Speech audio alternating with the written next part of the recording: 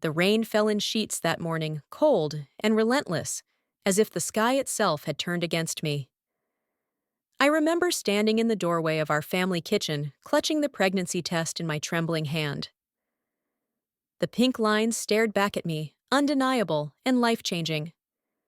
My mother's face turned as pale as the clouds outside, her voice cracking like a whip. "You're keeping it?" she asked, her tone a blend of disbelief and fury. "Yes!" I whispered, one hand instinctively moving to my still flat stomach. "I'm keeping my baby." My father's face darkened like a brewing storm. And the father, "Where is he?" he demanded, his fingers drumming the countertop in a staccato rhythm that matched my racing heart. "He's not in the picture," I said quietly. "And he won't be." The air between us grew heavy, the tension so thick it felt like I could reach out and touch it. My father slammed his coffee mug down so hard it cracked coffee sloshing onto the table. "You're throwing everything away, Sophia," he said, his voice low and dangerous. "We sacrificed everything for you. We didn't come to this country, work ourselves to the bone, so you could ruin your future with a mistake." "It's not a mistake," I shot back, my voice trembling but firm. "I can still finish medical school. I can still make this work." "Not like this," my mother said coldly. "Not alone." Silence settled in so deep it felt like the house itself was holding its breath. I looked at the faces I had known and loved my whole life, and for the first time they were strangers to me. "There's a solution," my father said finally, his voice a blade cutting through the quiet. "Get rid of it, and you can stay. You can still have the future we planned for you." "No," I said, my hands tightening into fists. "I won't." My mother's eyes turned to ice. "Then you're leaving us no choice. Pack your things, Sophia. If you insist on ruining your life, you won't do it under our roof." As I walked up the stairs to my room, the rain drummed against the windows like a funeral march. I packed what I could carry each step down those stairs, a goodbye to the life I thought I knew. I stepped out into the rain that morning, with nothing but a backpack slung over my shoulder, and the echo of my father's words still ringing in my ears. The cold water soaked through my coat, almost instantly chilling me to the bone, but it didn't matter. All I could think about was the tiny heartbeat growing inside me and the determination that had taken root in my chest. My friend Naomi was waiting at the corner, her beat-up minivan parked beneath a flickering streetlight. She jumped out as soon as she saw me, her own son's car seat buckled in the back. "Sophia," she said, pulling me into a hug that smelled of stale coffee and baby powder, "you're safe now." I didn't feel safe. I felt like I was in free fall, but I clung to her anyway. Naomi's apartment was small, a two-bedroom walk-up that always smelled like laundry soap and cinnamon candles.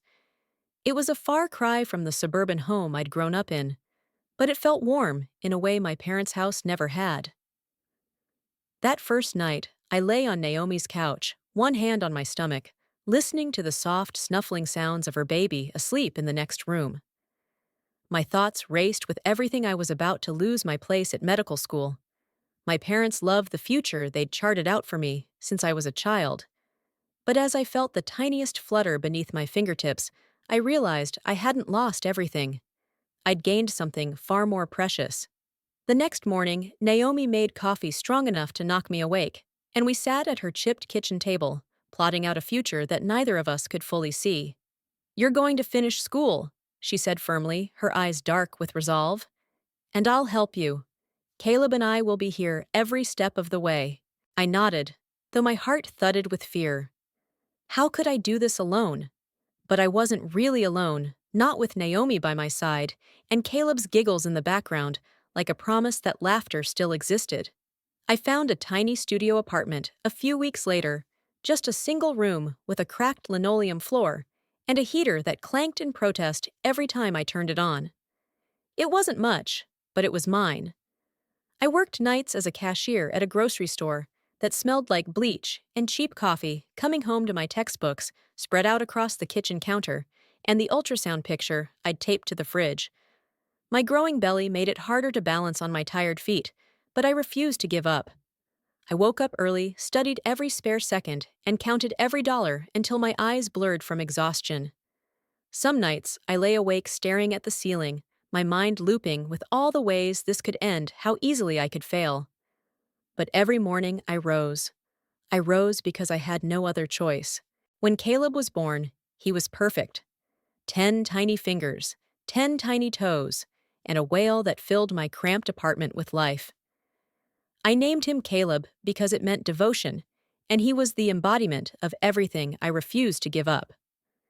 Naomi was there in the delivery room, holding my hand through every contraction, her own tears mixing with mine, when he finally arrived. "He's beautiful," she whispered, her voice choked with emotion. "Just like his mama." The weeks that followed were a blur of diapers and midnight feedings, of balancing medical school rotations with the ceaseless demands of a newborn. My textbooks were stained with formula, and I often studied with Caleb curled up against my chest, his soft breathing grounding me when the world threatened to tip me over the edge. Money was always tight, no matter how many shifts I picked up at the grocery store. I learned to stretch every penny, shopping at thrift stores and clipping coupons until my fingers ached. Some days I went without dinner, so Caleb could have enough formula, my stomach growling in quiet rebellion. One afternoon, when Caleb was 6 months old, I came home to find a shut-off notice taped to my door, final warning for the electric bill. I sank to the floor, tears streaming down my face, as I held Caleb close, rocking him back and forth, while he gurgled obliviously. In that moment, I felt like I was drowning every decision I'd ever made crashing down around me. But then Caleb's tiny hand curled around my finger, and I remembered why I was fighting. I couldn't afford to fall apart. Not for him. Naomi came by that night, carrying a basket of groceries she'd managed to scrape together from her own tight budget. She sat with me on the floor, our legs pressed together for warmth, and promised me that we would get through this. "You're stronger than you know, Sophia," she said, her voice fierce. "You're going to finish school. You're going to be the doctor you always dreamed of being. And you're going to show Caleb that even when the world tries to break you, you don't have to let it." I clung to her words like a lifeline, even when the nights seemed endless and the future felt impossibly far away. My professors didn't make it easy. Some looked at my growing belly and saw only a girl who had thrown away her future. One even told me, in a voice dripping with condescension, that motherhood and medicine didn't mix. I let their words wash over me like rain on the windows, refusing to let them seep into the core of who I was. Because deep down, I knew the truth: I was going to be both. A mother and a doctor. No one was going to take that from me. I kept going, step by stubborn step, and slowly the pieces started to come together. Caleb took his first steps in the cramped living room of our apartment, his giggles echoing off the peeling walls as he stumbled into my arms. I taped every little milestone to the fridge, his first drawing a wobbly stick figure of the two of us holding hands, no empty spaces for grandparents who had never bothered to meet him. I wanted him to know that even if our family was small, it was enough. We were enough. At night, when the world was quiet and the weight of everything threatened to crush me, I would watch Caleb sleep his soft breaths, a lullaby that soothed my aching soul. In those moments, I realized that my greatest act of defiance wasn't just surviving. It was loving him with everything I had, refusing to let the bitterness of my past define the future I was building for us. We were small, we were tired, but we were unbreakable. The winter that Caleb turned 2 was brutal, a relentless stretch of icy winds and early darkness that seemed to press in on every corner of our tiny apartment. I'd come to expect the cold drafts that snuck through the cracked window panes, but that year the chill seemed to seep into my bones no matter how many blankets I piled on. The heating bill had spiked again, leaving me to juggle numbers late into the night, scribbling calculations in the margins of my medical textbooks while Caleb slept. Some nights, when my shift at the grocery store ran late and the bus was delayed by snow, I'd stand at the corner, shivering, feeling every doubt I'd ever tried to bury crawl up my spine. But then I'd come home to the sight of Caleb's little face, sleepy and content, and I'd remember why none of it could break me. One night, exhausted after back-to-back rotations, and a shift that felt like it would never end, I sank into the couch with a sigh, my mind numb and my hands red from the cold. Caleb was already asleep, a soft snore coming from the bedroom we shared. I reached for my winter coat, ready to donate it to Naomi's church drive. It barely fit me anymore, and someone else needed it more than I did. As I rummaged through the pockets, my fingers closed around a crumpled piece of paper. I pulled it out, blinking at the bright colors of an old lottery ticket I'd bought on a whim months before, back when the jackpot had reached a fever pitch that even the most careful penny pinchers couldn't resist. I almost tossed it aside, but something in me stilled. Why not? I thought. It's just a moment's distraction. The next morning, Caleb was coloring at the kitchen table, his crayons scattered around him in a kaleidoscope of bright blues and greens. "What's that, Mommy?" he asked, as I fumbled with my phone fingers, clumsy with sleep and nerves. "Just checking something, sweetheart," I said, my voice calm, even as my heart began to pound. My hands trembled as I entered the numbers on the state lottery website, each digit matching with a stubborn finality that made my breath catch in my throat. The last number fell into place, and the world seemed to tilt around me. $20 million. After taxes. More than I'd ever dared to dream of. My head spun, and for a long moment, I couldn't move. Couldn't even breathe. Caleb looked up at me, his little face curious. "Mommy, why are you staring at your phone like that?" he asked, but my voice caught in my throat. I swallowed hard, blinking back tears I didn't fully understand. "Baby," I managed my voice a whisper. "Go get Naomi, okay, right now." He didn't argue. He'd seen enough of the weight in my eyes to know this was serious. Minutes later, Naomi burst in, still in her scrubs from the night shift, her hair pulled back, and her eyes wide. "Sophia, what's going on?" I handed her the ticket and the phone, wordlessly watching as she read the numbers again and again, her expression shifting from confusion to awe. "Oh my God," she finally breathed, her voice cracking. "Sophia, this is real. You're rich." The word didn't seem to fit in the air between us. Rich. It felt foreign, like a coat that didn't quite fit. I didn't feel rich. I felt terrified. My thoughts raced student loans, medical school tuition, the rent that never seemed to stop climbing.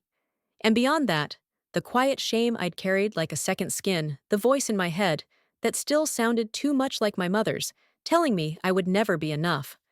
But this was something else. The next few days blurred together in a dizzying haze. The lottery office confirmed the ticket was real, and I was ushered into a sterile room with a financial advisor named Greg, who spoke in careful, measured tones that helped anchor me to the floor. "The first thing you need to do is tell absolutely no one," he said, his voice calm but insistent. "No colleagues, no neighbors, no one except Naomi and Caleb. This kind of money, it changes things." I nodded, my mind already racing ahead. My family hadn't spoken to me in years. They wouldn't even know. But of course, nothing stayed quiet forever. It was the local news that broke the story first. A young woman, a single mother no less, had won the lottery, and the headlines spun it into something almost mythic. My phone lit up with messages from numbers I didn't recognize, some well-wishers, some distant classmates who hadn't spoken to me since college. But then there was the number I knew too well, my mother's. "Sophia, sweetheart," she said, when I finally answered her voice, as smooth and familiar as the scent of home-cooked meals I hadn't tasted in years. "We saw the news. We've been thinking about you. About Caleb. We miss you both so much. 8 years of silence, of holidays spent alone, or with Naomi's makeshift family, of kindness and acceptance. And suddenly, they missed me." My throat tightened, but I managed to keep my voice even. "You've been thinking about me," I said quietly.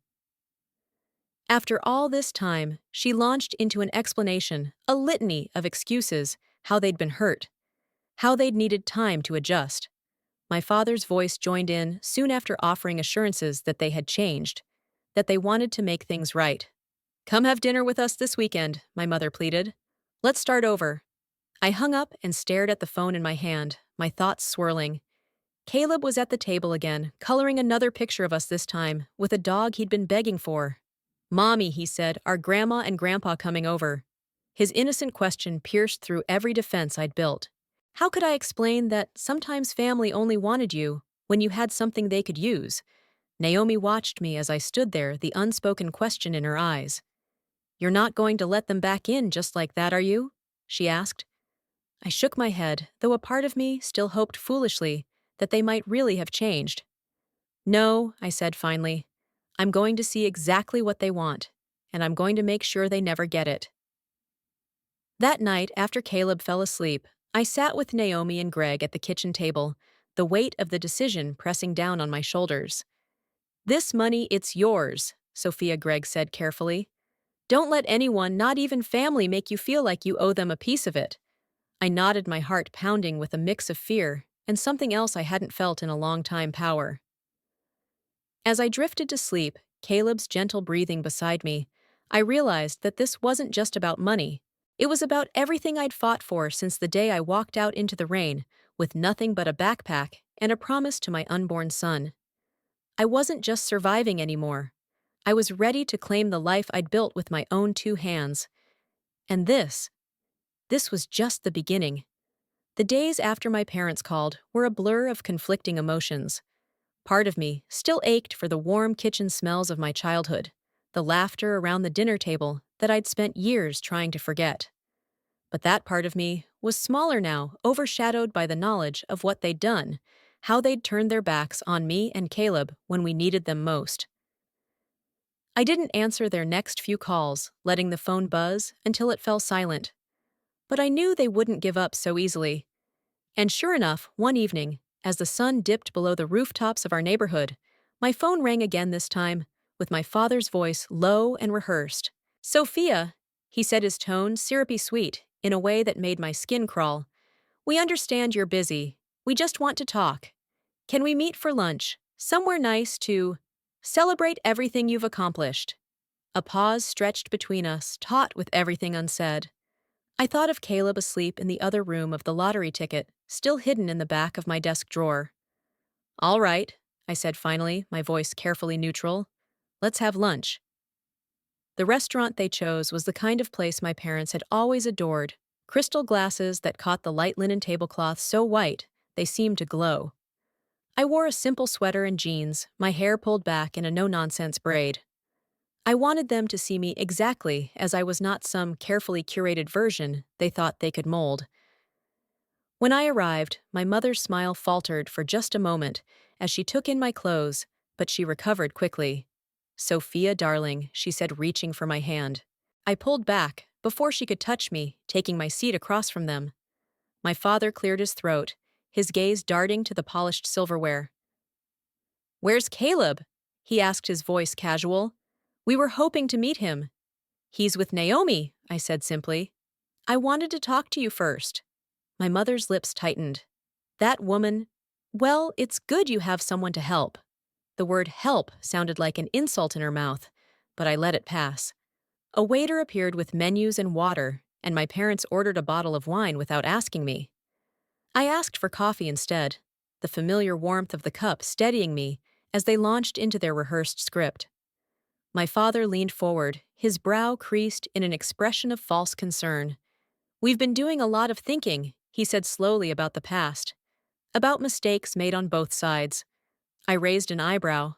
"Both sides?" I asked softly. "What mistakes did I make exactly?" "Getting pregnant. Keeping my baby. Refusing to let you shame me into silence." My mother's eyes flickered, but she pressed her lips together in a thin smile. "We were strict," she said carefully. "We thought we were doing what was best. But we see now how much we hurt you. We want to make it right." Before I could respond, a new voice cut in, smooth and practiced. "Sorry I'm late." A man in an expensive suit slipped into the chair beside my father. He was tall, with a lawyer's precise haircut and a smile that didn't reach his eyes. My father gestured to him. "Sophia, this is Damien," he said. "Our lawyer. He's here to help, facilitate things." I stared at them. "You brought a lawyer to lunch?" Damien gave me a practiced grin. "Just to help navigate the complexities. Your parents have been working on a proposal to ensure everyone is taken care of." He spread out a folder on the table pages, crisp and white. "A trust for Caleb, of course," he said, flipping through the documents. "And some exciting business opportunities. Your father has some contacts in real estate. Stop." My voice was calm but firm. Damien looked up, startled. What's wrong? My mother leaned forward, her hand trembling just slightly as she reached for mine again. Sophia, we only want what's best. For you. For Caleb. I pulled back, folding my arms across my chest. You mean you want what's best for you? For your reputation? For your control? My father's jaw tightened. That's not fair, Sophia. We're trying to build bridges here. I laughed, the sound harsh in the quiet restaurant. Bridges or control? You didn't ask a single question about Caleb, how he's doing what he needs. You only care about the money. Silence fell like a hammer. My mother's face crumpled, her eyes glistening with tears I no longer trusted. Sophia, please, she said, her voice breaking. We've missed so much. We just want to be part of your life again. I took a slow breath, remembering the sleepless nights, the long hours of studying with Caleb asleep beside me, the way Naomi had been there when no one else was. You lost that chance, I said softly. You lost it when you turned your backs on us. I stood then, my chair scraping the floor as I pushed it back. Excuse me, I said quietly, turning away. In the narrow hallway by the restrooms, I leaned against the wall, my heart pounding so hard I thought I might be sick. Then I heard voices around the corner, Damien's low and measured. We can't rush her, he was saying. She has to believe we're sincere. Once we have control of the trust, we'll be able to steer the rest. My mother's voice was sharper than I'd ever heard it. 8 years we waited. We're not missing this opportunity now. My father's voice cut in curt. Careful! Someone's coming. I slipped into the restroom, my hands shaking as I gripped the cold sink. My reflection stared back at me, pale, determined, stronger than the girl who had walked out of my parents' house all those years ago. When I stepped back out, I felt something harden in my chest, a resolve that burned brighter than any fear. They would not use me. They would not use my son. I returned to the table, my face a careful mask. Sorry, I said lightly. Just needed a moment. My mother's tears had vanished like morning mist. Of course, dear, she said, her voice warm and bright. We understand. My father leaned forward again. So you'll think about it. Actually, I said, a small smile playing at my lips. I have a better idea. Why don't you both come to my apartment next Friday? I'm hosting a small gathering, some friends, some business associates. You can meet Caleb. You'll want to see what we're working on. Their eyes lit up exactly as I knew they would. They thought they were winning. As I walked away from the restaurant, my phone buzzed with a text from Naomi. Everything okay? I paused, staring up at the cold winter sky, feeling the weight of everything I'd overheard settle into a quiet certainty. No, I typed back. But it will be. They think they can use me, but they're about to learn what I've become, and I won't let them take a single thing from me again. The following week was a storm of preparation and resolve.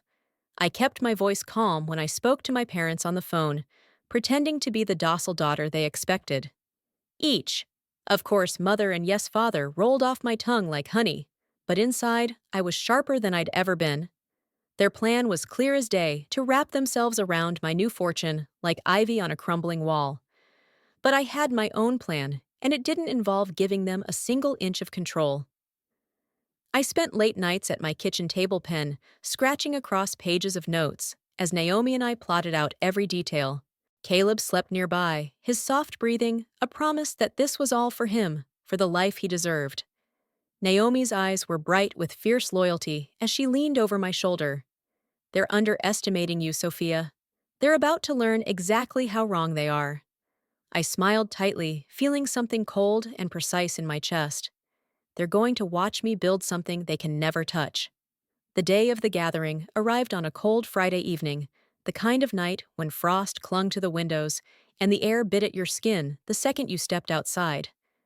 My small apartment had been transformed into something more: warm lights, fresh flowers from Naomi's friend at the market, and the scent of rich coffee and cinnamon cookies.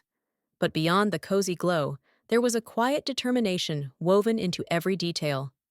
This wasn't just a gathering. It was a reckoning. My parents arrived fashionably late, my mother, in a designer coat that seemed to shimmer under the lamplight, my father's expression carefully neutral. Sophia, darling, my mother said, her voice syrupy, as she leaned in to kiss my cheek. I let her, but my eyes were cold. I'm so glad you could make it, I said, stepping back. Caleb's just finishing up his homework. He'll be out in a minute. My father's eyes flicked around the room, noting the well-dressed guests and the subtle air of expectation. Quite the crowd, he said. Friends, business associates. I replied lightly, handing him a cup of coffee. People who understand what community really means. The first hour was a dance of polite conversation and carefully measured smiles. My parents worked the room like seasoned politicians, shaking hands and dropping hints about family investments and trusted advisors. But I watched them from the corner of the room, my fingers steady around my coffee cup. They didn't know that every guest here was part of something bigger, my foundation, my vision for a future that didn't need their approval or their permission. When the room quieted, I stepped forward, my voice calm and clear. Thank you all for being here tonight.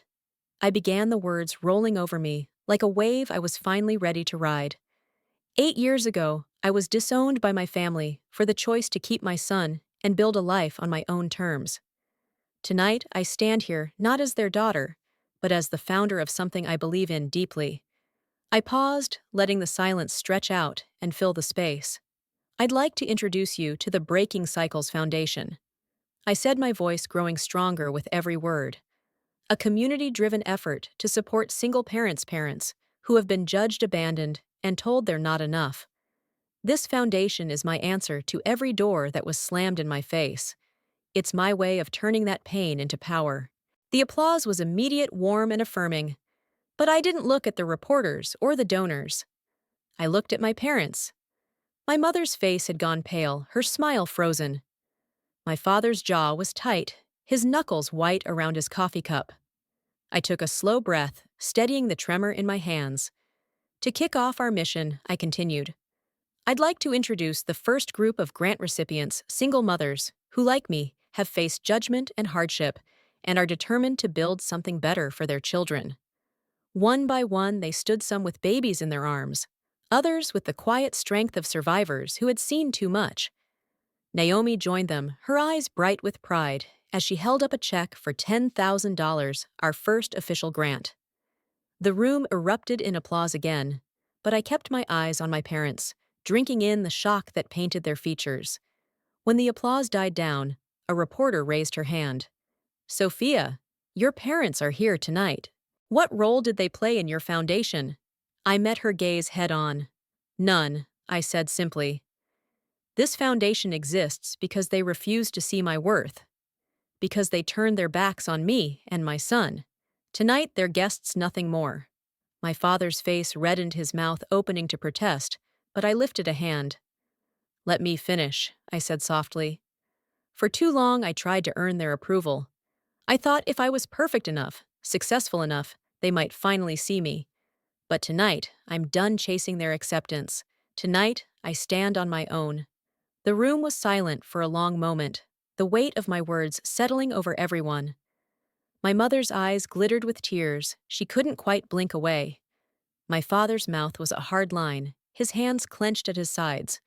But I felt nothing but relief, like a weight I'd been carrying for years had finally fallen away. After the speeches, I mingled with the other mothers and donors, Naomi by my side, her laughter bright in the warm glow of the room. My parents lingered on the edge, their eyes following me like shadows. Eventually, my father stepped forward, his voice low and cold. This isn't over, Sophia, he said, his words a hiss. You've embarrassed us, damaged everything we built. I looked him in the eye, my shoulders square. No, father, I said softly. I've built something better, and I won't let you tear it down. Caleb appeared then, his hand slipping into mine. Mommy, he said softly, his eyes wide. Are Grandma and Grandpa mad? I knelt down, cupping his face in my hands. Maybe I said honestly, but we're okay. And that's what matters. He smiled then, a small, brave smile that made my heart ache with pride. As the night wound down, I watched my parents slip out the door, their heads bent close together. I didn't know what they would try next, what schemes they might hatch to claw back the control they'd lost. But for the first time, I wasn't afraid. They could threaten, they could plot, but they couldn't touch what I had built. This was my life, and I was done letting them write the story for me. As I closed the door behind them, Naomi pressed a glass of wine into my hand, her eyes bright with triumph. "To you, Sophia," she said, her voice soft but unshakable. "To everything you've done, and everything you're about to do." I raised my glass, feeling the warmth of the room wrap around me like armor. "To us," I said, my voice steady. "To breaking every chain they tried to wrap around us." The future stretched out before me, bright and uncharted. And for the first time, I wasn't looking back.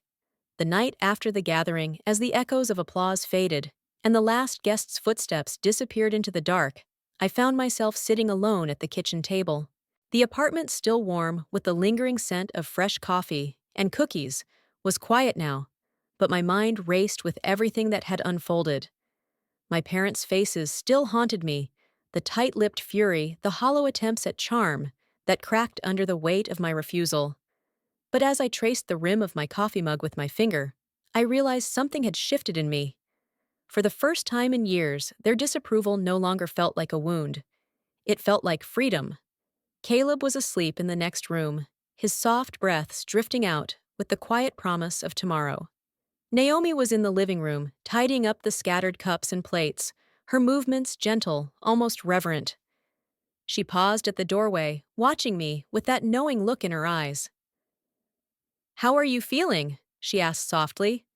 I thought about it for a moment, letting the question sink in. "Lighter," I said finally. "Like I've been holding my breath for so long, and now I can finally exhale." She smiled, her eyes bright with pride. "You did something tonight that most people never have the courage to do. You stood up and said, 'Enough.'" I nodded, feeling the truth of her words settle into my bones. Later that night, after Naomi left, and the apartment was finally still, I tiptoed into Caleb's room. He was curled up beneath his blanket, his small body relaxed and peaceful, in a way that always reminded me why every fight, every sleepless night had been worth it. I knelt beside his bed, brushing a stray curl from his forehead. "I promise you," I whispered, my voice barely a breath, "I'll never let them make you feel like you're not enough. You are everything." In the days that followed, the story of the foundation and the night of the gathering spread like wildfire. Local papers ran headlines about the single mother who had turned her lottery winnings into something bigger than herself. Radio hosts called it an act of defiance of reclamation. But beyond the buzz and the headlines, something else took root, a quiet understanding that this was more than money. This was about rewriting the story that had been forced on me for so long. Valerie, the social worker, who had helped me start the foundation, called the following week, her voice brimming with excitement. "Sophia, the applications for support have tripled. We're getting letters from across the state, single mothers, single fathers, people who never thought they'd be seen." I closed my eyes, letting her words wash over me. "Good," I said quietly. "That's what this was always about." Valerie hesitated. "Your parents," she said carefully, "they're still trying to spin the story. They're saying you're reckless, that you're squandering the money instead of investing it wisely." I let out a soft laugh. "Of course they are," I said, a smile tugging at the corner of my mouth. "They'll never understand that real investments aren't always measured in dollars and cents. Sometimes the greatest return is in giving someone else the chance to stand on their own 2 feet." That afternoon, I met Naomi at the community center, the first project funded by the foundation. The building, once a crumbling husk of peeling paint and broken windows, had been transformed into a place of laughter and possibility. Children played in the yard out front, their laughter mingling with the clatter of basketballs against pavement.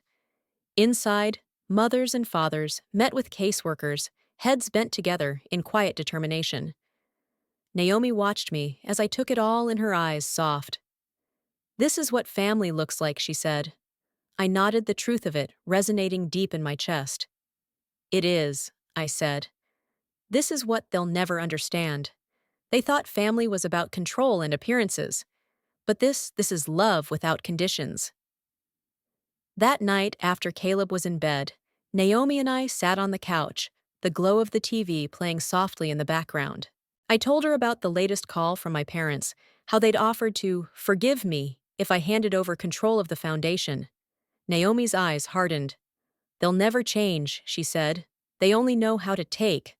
I leaned back against the couch, feeling the weight of the past 8 years settling into something like acceptance. "I know," I said softly, "but I've changed, and that's enough." The next morning, I woke to find Caleb at the kitchen table, his crayons scattered around him. He was working on another drawing, this one of our little family, in front of the new house we'd been talking about. A house with a yard, a dog, and no empty spaces for grandparents who chose to be strangers. "Mommy," he said brightly, "can we really get a dog?"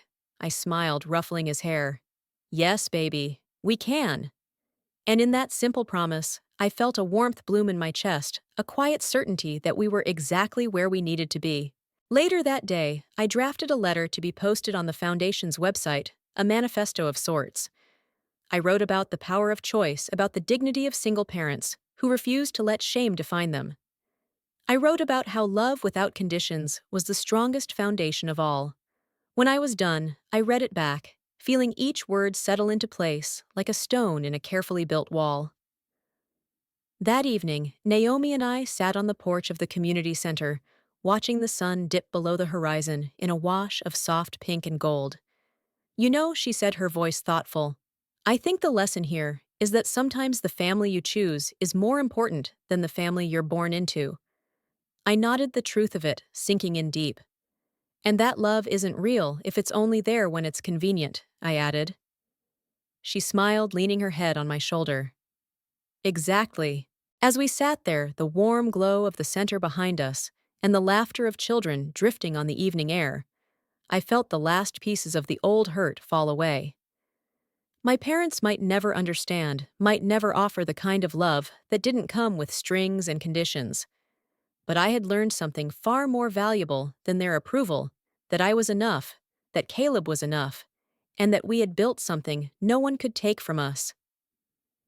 When I tucked Caleb in that night, his little voice sleepy and soft, he looked up at me with those big eyes that saw everything. "Mommy," he whispered, "are we going to be okay?" I smiled, pressing a kiss to his forehead. "Yes, baby," I said softly. "We already are." And in that quiet moment, I knew that every struggle, every tear, every moment of doubt had led us here to a life defined not by what we'd lost, but by what we'd built together. And that was a future worth fighting for. The weeks after the gathering settled into a gentle rhythm, like the quiet after a storm. My parents' voices receded into the background noise of distant calls and carefully worded letters, pleas for forgiveness, that still tasted like control. I didn't need to answer them. Instead, I poured myself into the foundation, working side by side with Valerie and Naomi, refining programs and expanding outreach. Our waiting list grew longer with every passing week, not because we couldn't help, but because the need was so great. One bright afternoon, Naomi and I took a break from our spreadsheets and stood on the community center's back porch, watching as Caleb and the other children raced through the grass. "Look at them," Naomi said, her voice soft, a little awed. "They don't even know how powerful they are yet." I nodded, feeling that quiet fire in my chest.